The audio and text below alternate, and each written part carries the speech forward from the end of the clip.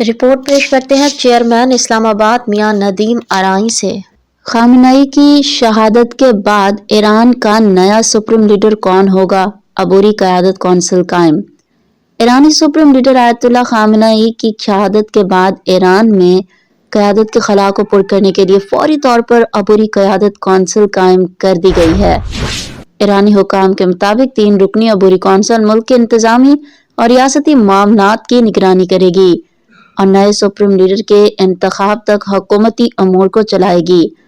اطلاعات کے مطابق عبوری قیادت کونسل میں ایران کے صدر مسعود پزشکیان اور عدلیہ کے سربراہ غلام حسین محسنی اجائی شامل ہیں، جبکہ معروف دینی رہنما آیت اللہ رضا عرفی کو قیادت کونسل کا فقیہ مقرر کیا گیا ہے۔ یہ کونسل نئے رہبر کے انتخاب تک مکمل ملک کے سیاسی اور انتظامی معاملات کو چلانے کی ذمہ داری ہوگی۔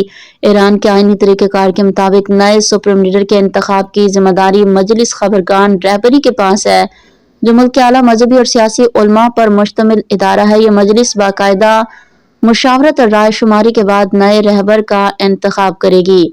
ذرائع کے مطابق ایرانی قانون کے تحت 50 روز کے اندر نئے سپریم لیڈر کے انتخاب کا عمل مکمل کرنا ضروری ہے۔